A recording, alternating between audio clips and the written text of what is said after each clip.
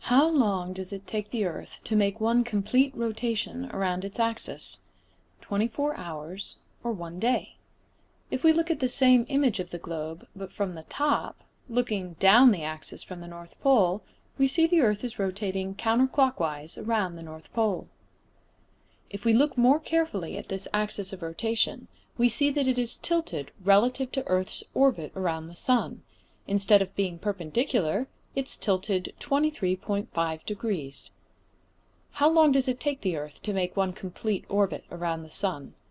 365 days, or 1 year.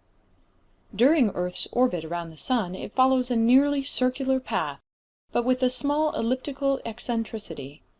The Sun is not in the center of the ellipse, but one of the focal points. Bottom line, the Earth is a little closer to the Sun every January and a little further away every July. Does that cause us to have seasons? Let's think about it. We'd expect the planet to be a bit warmer overall when we're closer to the Sun. When does that happen? January. Is that our warmest season in the Northern Hemisphere? No. So the seasons must result from something entirely different. Let's return to the tilted axis of the Earth. As the Earth orbits the Sun, it goes through 365 daily rotations, while the axis maintains its tilt. On the June 22nd solstice, the tilt causes the North Pole to face towards the Sun, while the South Pole faces away. When the Earth's orbit takes it all the way around to the December 22nd solstice, the North Pole is now tilted away from the Sun and the South Pole towards. This tilt explains why the North Pole experiences winter in January, while the South Pole is experiencing the opposite season, summer. The North Pole is facing away from the Sun and gets less overall sunlight. The South Pole is facing towards the Sun and gets more. To understand this more fully, let's look more closely at how the Sun's rays hit the Earth.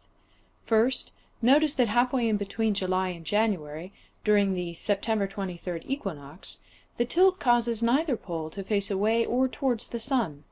As the Earth rotates every 24 hours, each area of Earth's surface will receive 12 hours in view of the Sun and 12 hours out of sight of the Sun. 12 hours of day, 12 hours of night. Equal lengths of day and night is why this time is called an equinox. As the Sun's rays hit the surface, they are strongest at the equator, directly in the middle, where they hit at a 90-degree angle. As Earth moves towards the December 22nd solstice, the North Pole tilts further and further away from the Sun. At its maximum tilt on solstice day, the Sun's rays are now hitting directly at 23.5 degrees south latitude, or the Tropic of Capricorn.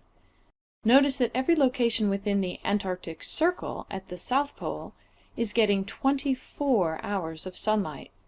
As the Earth rotates, none of these locations is ever lacking in sunlight. This creates the summer season for the Southern Hemisphere.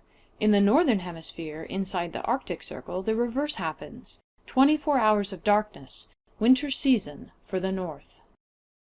As we watch the Earth continue its orbit, the Earth's tilt again moves towards the Sun, such that when we reach the March 22nd equinox, we once again have all parts of the planet receiving equal amounts of sunlight and darkness. The equator once again receives the direct sunlight. At high noon, the Sun would be directly overhead here.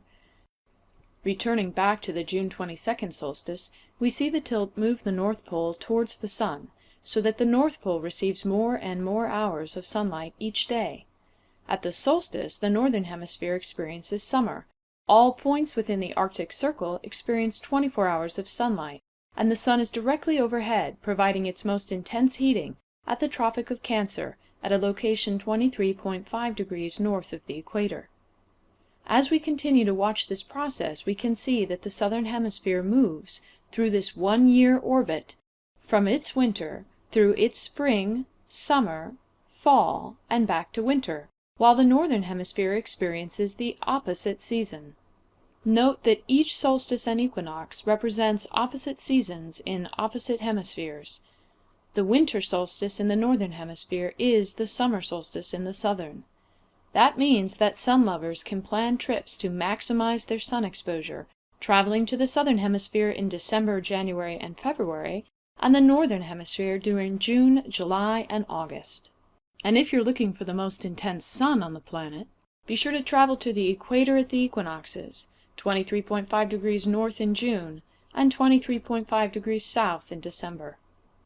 Pause now.